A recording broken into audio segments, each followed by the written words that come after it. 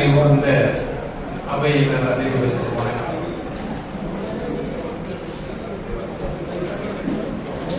அடைப்பிதழில் எனக்கு தரப்பட்டிருந்த தலைப்பு சுயமரியாதை இயக்கத்தின் தேவையும் எதிர்காலம்.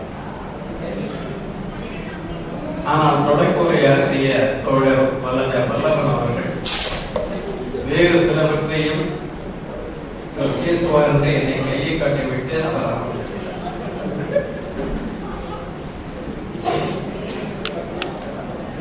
நான் முதலில் தலைப்புக்கு வருகிறேன், பிறகு மற்றவற்றை பற்றி பேசுவேன்.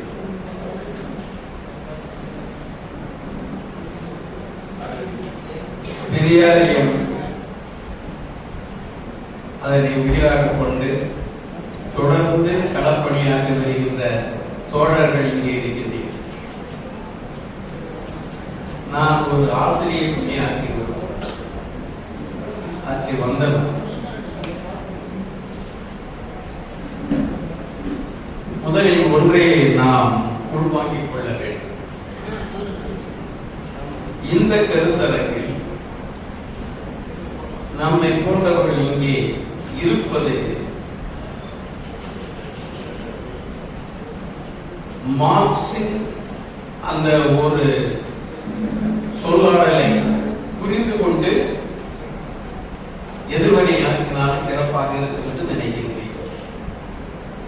மார்க்ஸ் சொன்னார், தத்துவவாதிகள் இதுவரையில் இந்த உலகம் எப்படி இருக்கிறது என்பதை விளக்கினார். நமது அக்கறை எல்லாம் அதை எப்படி மாற்றுவது என்பதுதான். இந்த தலைப்பில் பேசுகின்ற பொழுதும் நாம் வலியுறுத்துவது அதனைத்தான். தலைப்பை பொறுத்தவரையில் தேவை என்பதாக ஒரு சொல் அங்கே வருகிறது. இன்றைய தேவை 100 ஆண்டுகளுக்கு முன்னர் இருந்த தேவையா, இன்றைய தேவையா, எதிர்கால தேவையா? சுயமரியாதை இயக்கம் அல்லது அந்த தத்துவம் அதன் நேற்று, இன்று, நாளை என்பதாக அதை பார்க்கிறோம். நேற்று எவ்வாறு துவங்கியது என்பதை பார்க்கின்ற பொழுது இன்று எவ்வாறு இருக்கிறது என்பதை மதிப்பீடு செய்து நாளை எவ்வாறு சீரமைக்கப்பட வேண்டும் என்ற ஒரு முடிவுக்கு நாம் வந்தாக வேண்டும். நம்மை சிந்திக்க செய்வோர்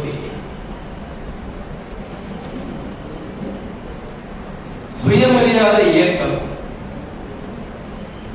அதன் பின்னணி என்ன என்பதை பற்றி பல அறிஞர்கள் பல விதமான கருத்துக்களை கூறியிருக்கின்றனர், தரவுகளை தந்திருக்கின்றார்கள். என்னை பொறுத்தவரையில் சுயமரியாதை என்பது தூய தமிழா என்றால் இல்லை, தன்மதிப்பு இயக்கம் என்று அதை தமிழ்படுத்தி பேசுவது வழக்கம். ஆனால் சுயமரியாதை இயக்கத்தின் உயிரோட்டத்தை தெரிந்து கொள்ள வேண்டும் என்றால் சுயமரியாதை என்றே நாம் அதை குறிப்பிட்டாக வேண்டும். ஏனென்றால் சுயமரியாதையை தூண்டியது அந்த அரசியல் பின்னணி. என்ன பின்னணி? சுயராஜ்யம் வரப்போகிறது என்ற அந்த தேசியவாதிகளின் பின்னணியில் பார்க்க வேண்டும். அந்த அரசியல், தேசிய அரசியல் எப்படி இருக்கிறது? சுயராஜ்யம் தேவை. அந்த சுயராஜ்யத்தின் தலைவராக ஆங்கில மன்னர் இருப்பதை பற்றி நமக்கு ஆட்சேபனை இல்லை. ஆனால் எங்களை நாங்களே ஆண்டு கொள்ள வேண்டும். எதற்காக உங்களை நீங்களே ஆண்டு கொள்ள வேண்டும்? சுய தர்மத்தை நடைமுறைப்படுத்துவதற்கு சுயராஜ்யம் தேவை என்று சொன்னார்.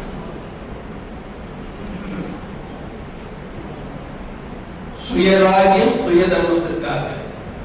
சுயதர்மம் மட்டும்தான் சுதர்மம், நல்ல நெறி என்று சொன்னார்கள்.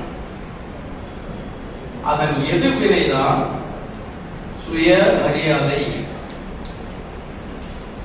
ஏன் என்பதை புரிந்து கொள்ள வேண்டும்.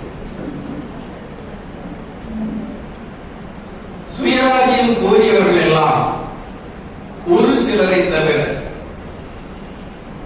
ஜவஹர்லால் நேரு, சுபாஷ் சந்திர போஸ் போன்ற ஓர் இருவரை தவிர மற்றவர்கள் சுயராஜ்யம் என்பதை பழமையின் மீட்டு உருவாக்கம் என்பதாக பார்த்தார். எங்களது தர்மத்தை மீட்டு எடுப்பதற்காக, மீண்டும் நடைமுறைப்படுத்துவதற்காக எங்களை நாங்களே ஆண்டு கொள்ள வேண்டும் என்று சொன்னார். முதலாம் உலகப் போருக்கு பிறகு ஆங்கில அரசு தனது காலனிகளை பாதுகாப்பது பெரும் சுமையாக போய்விடும் என்று நினைத்தார்கள். அந்த நிலையில் அவர்கள் அந்த போரின் போது நீங்கள் எங்களுக்கு உதவி செய்தால், இந்தியா போன்ற காலனி நாடுகள் உதவி செய்தால் உங்களுக்கு அரசியல் சலுகைகளை வழங்க தயாராக இருக்கின்றோம். 1917ஆம் ஆண்டு இந்திய பொறுப்பு அமைச்சராக இருந்த மாண்டேகு அவர்கள் இதை அறிவித்தார்கள். போருக்கு பிறகு இந்தியர்களுக்கு அரசியல் சலுகை வழங்கப்படும். இந்தியர்கள் கோரிக்கை என்ன? சுயராஜ்யம், டொமினியன் அந்தஸ்து. அது உங்களுக்கு வழங்கப்படும், படிப்படியாக வழங்கப்படும். இந்தியர்களுக்கு பணிகளில் வாய்ப்பு பெருக்கப்படும்.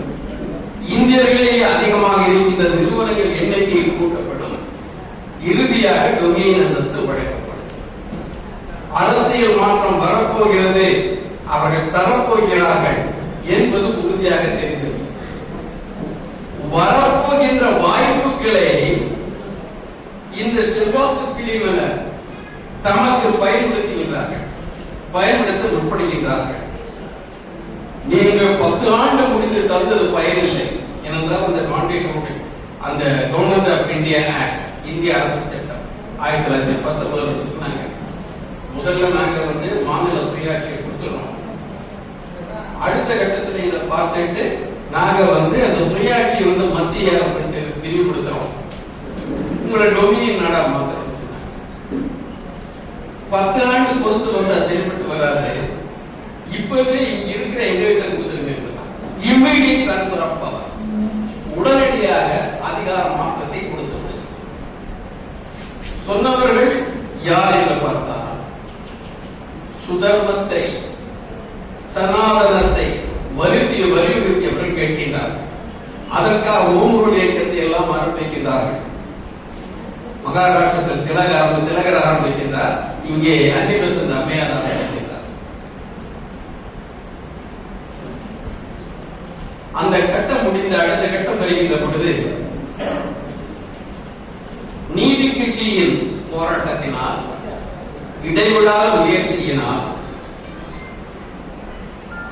இங்கே வகுப்புவாய் என்பதாக அல்ல, பிராமணர் அல்லாதவருக்கு குறிப்பிட்ட அளவு எண்ணிக்கையிலான இடங்கள் ஒதுக்கப்படும் என்ற நிலைமை வருகிறது. பிராமணர் அல்லாதார் அரசியலில் பங்கு பெறப் போகின்றார்கள், அதிகாரத்தில் பங்கு பெறப் போகின்றார்கள் என்ற நிலைமை வந்த பிறகு பல சீர்திருத்தங்கள் வந்துவிட்டன.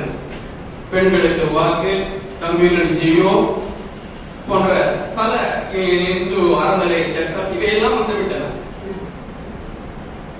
ஆனால் இவை அனைத்தும் முன்னேற்றத்தை யாருக்கு உறுதி செய்தன என்றால், சமூகத்தில் பிராமணர் அல்லாத சமூகத்தில் ஒரு மேல் தட்டில் இருந்த சிலருக்கு பயனளிப்பதாக இருந்தது. அது சமூக விடுதலை என்று முழுமையாக சொல்லிவிட முடியாது. அந்த காலகட்டத்தில் நீதி கட்சி ஆட்சியில் இருந்த போதுதான் வைக்க போராட்டம் நடந்தது. இங்கிருந்து பெரியார் தலைமை தேக்க சென்றார். சேரன் மந்தையில் குருகுல பிரச்சனையும் நடந்தது. இந்த பிரச்சனைகளெல்லாம் தலைமை ஏற்று நடத்திய பெரியார் அவர்கள் அரசியலில் பங்கு பெறுவதன் மூலமாக, ஆட்சியில் பங்கு பெறுவதன் மூலமாக மட்டுமே முழு விடுதலை கிடைக்குமா என்ற ஒரு ஐயத்திற்கு உட்படுகின்றார்.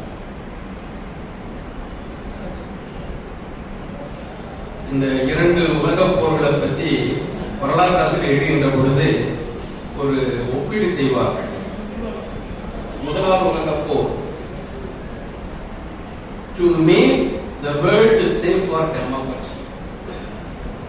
உலகம் ஜனநாயகத்திற்காக பாதுகாப்பாக இருக்க வேண்டும்.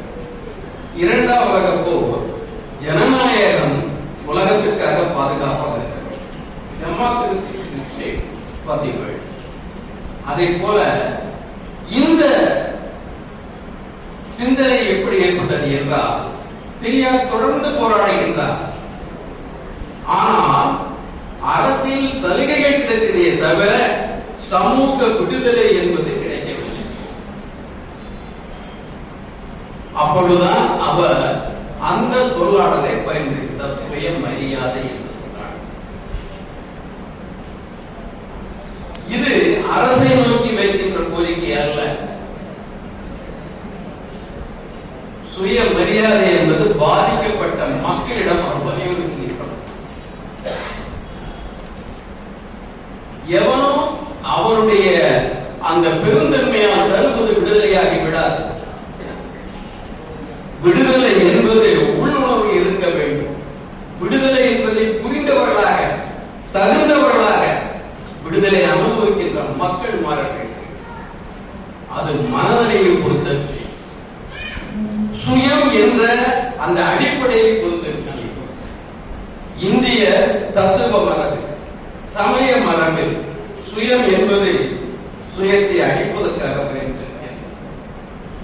சுயம் சுயம் என்றால் அதற்கு என்ன ஒரு ஆங்கில சொல்லை பயன்படுத்தினார்கள்? ஈகோ, பெருமிதம். அந்த ஈகோ என்பது குற்றம். உன்னை நீயே அழித்துக் கொண்டால் இறைவனிடம் இணைந்து விடலாம். சுயத்தை அழித்தால் உனக்கு மோட்சம். சுய உணர்வு இருந்தால் நீ தன்னலவாதி, நீ ஆன்மீகவாதியாக ஆகிவிட முடியாது. சுயத்தை நீ இழந்து விடு, அல்லது சுயத்தை வேறு ஒன்றுக்கு நீ அதற்கு அடிமையாக மாற்றிவிடு. வைணவத்தில் சரணாகதி தத்துவத்தை சொன்னார். சரணடைந்து விடு. யாருக்கு? மேலே இருப்பது புரோகிதனோ அரசனோ ஆண்டவனோ, மேலே இருப்பவனுக்கு அடங்கி இணங்கி போவது. சுயத்தை நீ இழப்பதற்கு உனக்கு விமோசனம் முதல்தான் உண்டு. சுயத்தை அழிப்பதுதான் ஒரு அறம் என்று சொன்ன ஒரு பண்பாடு ஏறக்குறைய 1000 ஆண்டுகளாக நம் மக்களுக்கு சிந்தனையில் புகுத்தப்பட்டிருக்கின்றது. அடங்கி போவது, இணங்கி போவது, அடிமைப்பட்டு இருப்பது, அது ஒரு தெய்வீக நிலை என்று நமக்கு சொல்லப்பட்டது. பகவத்கீதையில் உனக்கு கொடுக்கப்பட்ட பணியை நீ செய்துவிடு, முறையாக செய்துவிடு, பலனை எதிர்பார்த்தார். ஏனென்றால் நீ அந்த பணிக்காக இங்கே படைக்கப்பட்டிருக்கின்றார். இடப்பட்ட பணியை தவிர்க்க முற்படுவது பெரும் பாவம் என்று சொன்னார்கள். சுயமாக மதிப்பீடு சிந்திக்காது, சுயமாக மதிப்பீடு செய்யாது, சுயமாக ஒரு தேவையை ஆசையை உருவாக்கிக் கொள்ளாது.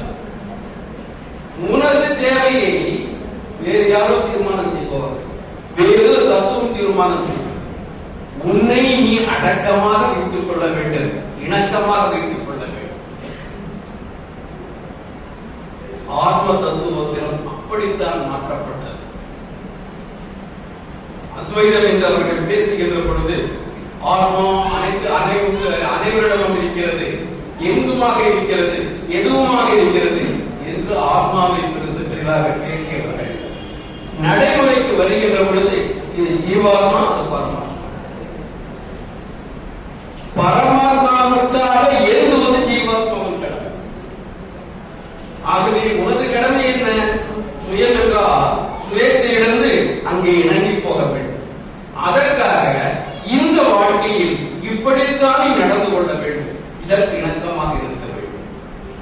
இந்த சுய இழப்பு என்பதன் விளைவுதான் பக்தி காலத்தில் நாம் இடிந்தவன், நாயினும் கீழானவன் என்றெல்லாம் தன்னைத்தானே தூற்றிக் கொள்ளுகின்ற ஒரு பண்பினை ஆன்மீக பண்பாக இங்கே மாற்றினார்கள்.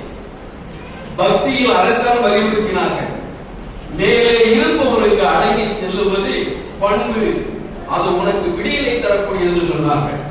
பதிபக்தியை சொன்னார்கள், ராஜபக்தியை சொன்னார்கள், மதபக்தியை சொன்னார்கள், தெய்வ பக்தியை சொன்னார்கள். அனைத்து பக்திகளும் கீழே இருப்பவர்கள் மேலே இருப்பவனுக்கு அடங்கி போவது, இணங்கி போவது, அடிமைப்பட்டு போவது.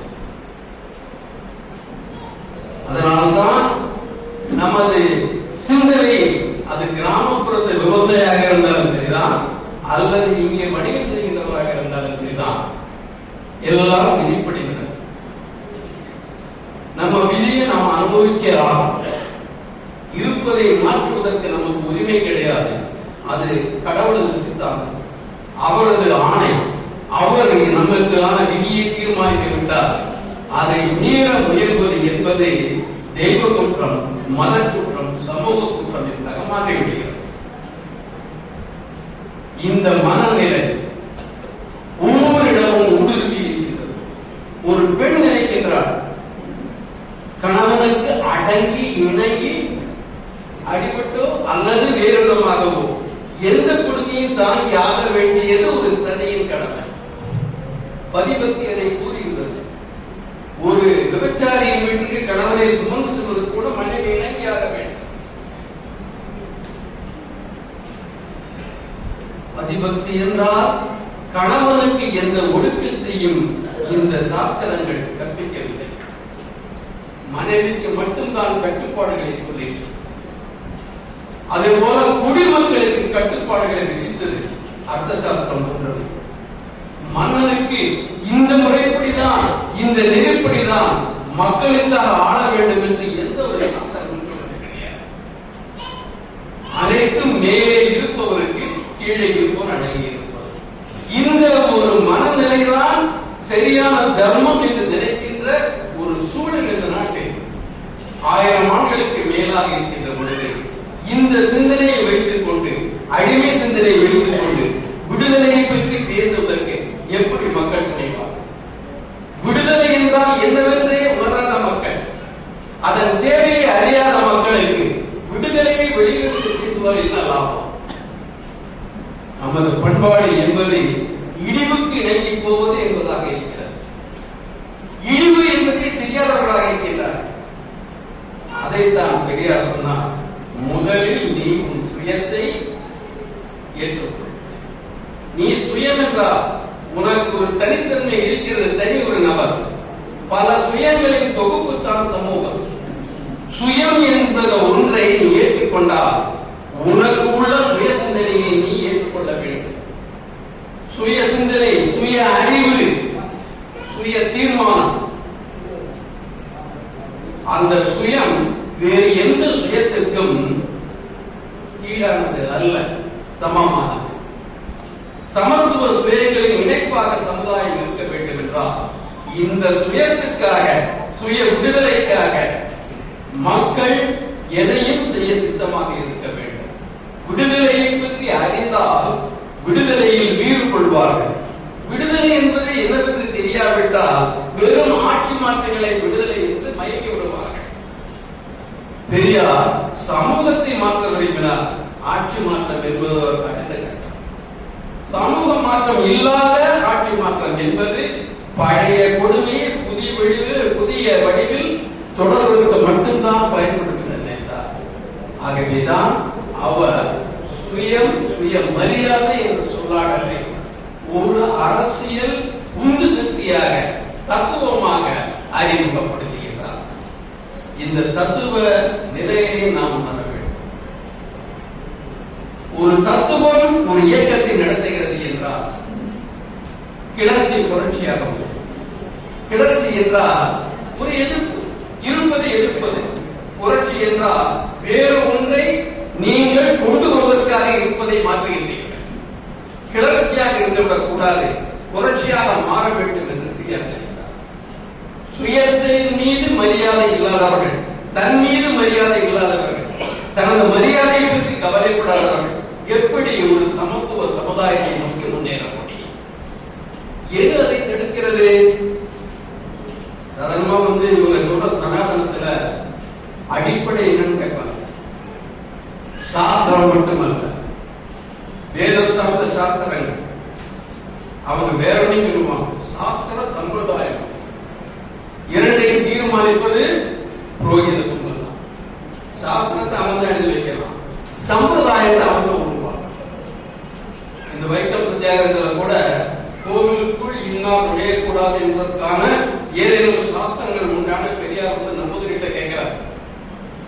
இப்ப நம்பூதிரி சாஸ்திரத்தில் இருக்குன்னு எடுத்து காட்டு. சாஸ்திரத்தை போன்று சம்பிரதாயமும் இதில் மிக முக்கியமானது. யாருடைய சம்பிரதாயம்? யார் அந்த சம்பிரதாயத்தை வலியுறுத்துகிறார், உருவாக்குகிறார், நடைமுறைப்படுத்துகிறார்? யாருடைய வசதிக்காக சம்பிரதாயங்கள் உருவாக்கப்படுகிறது? சபரிமலையை பெண்கள் போகக்கூடாது சம்பிரதாயம் சாஸ்திரங்களே. அந்த சம்பிரதாயம் யாருக்காக உருவாக்கப்பட்டது? யாரால் உருவாக்கப்பட்டது? ஆகவே சுயம் அறிதல் என்பது பழைய அந்த மனநிலையை மாற்றுவதல் அமைந்திருக்கிறது. ஆங்கிலத்தில் சொல்லுவோம், to disabuse our mind from past prejudice. ஏற்கனவே நமது மனதில் திணிக்கப்பட்ட சில விடுமியங்களை நாம் கேள்விகளுக்கு உட்படுத்தி அகற்றிவிட்டால் தான் புதிய முன்னேற்றமான முற்போக்கான நலம் பெறும் புதுமையான விடுமியங்களை நாம் வார்த்தெடுக்க முடியும், வளர்த்தெடுக்க முடியும். பழையனவற்றை பரிசோதிக்க வேண்டிய காலம், புனிதம் என்று அவற்றை அங்கீகரித்து இணங்கி போவது என்பது அதுவரை இருந்த மனநிலை. அந்த பழைய நெறிமுறைகளை சாஸ்திரமானாலும் சம்பிரதாயமானாலும் ஏன் எப்படி என்று கேட்கின்ற மனநிலையை சுயமரியாதைக்காரர்கள் செய்வார்கள். சுயமரியாதை என்பது சுய அறிவிப்பாற்பட்டது. சுய அறிவு பகுத்தறிவு இருப்பவன் அந்த சுயமரியாதையை நிச்சயமாக உறுதியாக போராடி வென்று எடுக்க வேண்டும். தானாக வந்துவிடாது. 1000 ஆண்டுகளாக ஒரு இந்த கருத்து இணங்கி போகின்ற கருத்து இணைக்கப்பட்டிருக்கின்ற சம்பிரதாயத்தில் அது புனிதமானது என்று சொல்லப்படுகின்ற சம்பிரதாயத்தில் முழு விடுதலை என்பது மன விடுதலையை சார்ந்து இருப்பது. வெறும் புறவயப்பட்ட ஒன்று அல்ல, நமது மனவயப்பட்ட ஒன்று. நமக்கு நமது சுதந்திரம் என்ன என்று தெரிய வேண்டும். சுய சிந்தனை இல்லாதவனுக்கு, சுயமரியாதை இல்லாதவனுக்கு சுதந்திரத்தால் எந்த பயனும் கிடையாது.